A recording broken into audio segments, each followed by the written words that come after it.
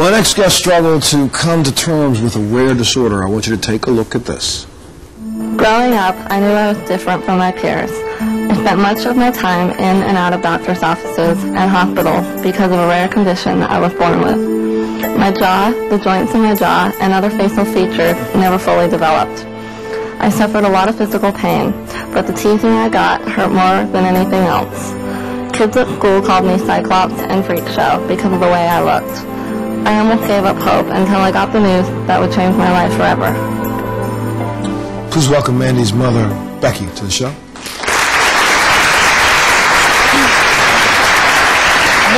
When did you realize there was something different about your daughter, and when did they notify you that? Right when she was born. And it was because when she was born you could actually see that physical? Yes. Now, she had the deformities. And it took them probably a couple of weeks, a week or so, when she was in the hospital for a genetic specialist to come in, and they categorized what it was. And it's called, this disease is called? Goldenhar syndrome. Goldenhar syndrome. When did you find out this was something that could endanger her life? Immediately. They pretty much told us that she would have to have a trachea put in. So they did that like 2 days later, and she had that until she was 5. And then when did she start undergoing surgeries? When was she was a couple of weeks old, probably. And the first surgery she did was for her son? For the trachea. And then after that? And then after that, they started doing some of the cosmetic things. They did a surgery on her eyelid.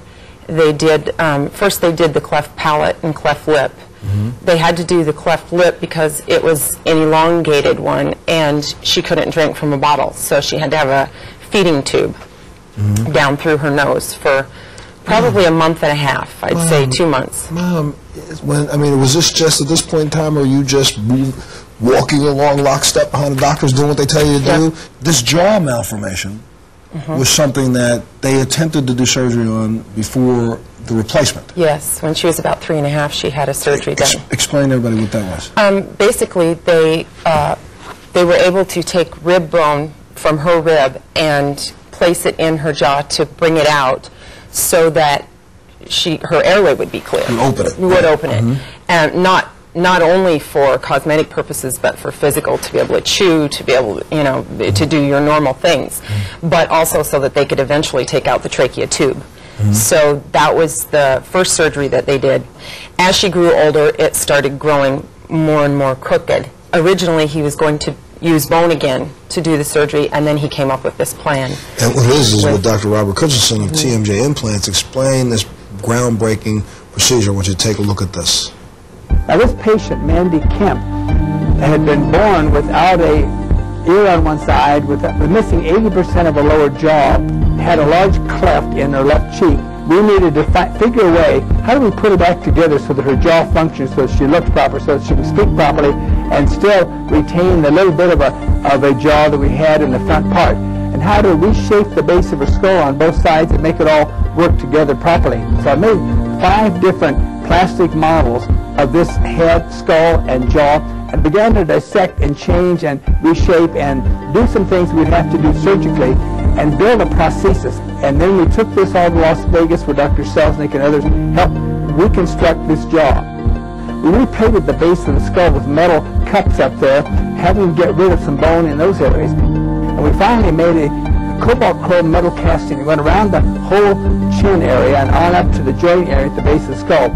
Now the chin she had left was over to the right side, about 1.5 inches farther than it should have been. I had to also make it so we could take out a section of bone in the chin area and collapse that bone a little bit and wrap around it and anchor it so that she would end up with a much more normal facial appearance and a much more normal function of her jaw. This is exactly what we had. It doesn't get any better than that. That's a perfect fit.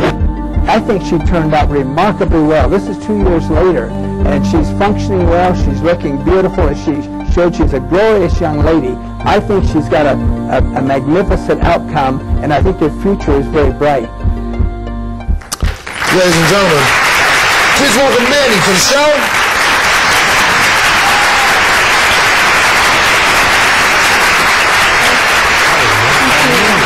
Have a seat. No, let's get this straight. You have basically a titanium jaw. Yep. And one of the first people in history to receive one. Yep, that's correct.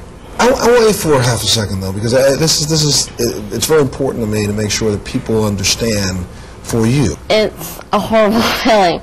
It's unbearable sometimes because this is who you are and who you're going to be, and they make you feel like you're not good enough and you're not worthy to be in their society and to be in their world, and it makes you feel like you don't even want to, sometimes when I got older, live. I mean, it was horrible because they would say really mean things. You did have some friends, though, that stuck by you. I had some really great friends that stuck by me, and they defended me, and they would, stand up for me. And that's what you need. You need to find your good friends, and you need to find the people that will love you, really, I think it looks wonderful. We'll be back right after this.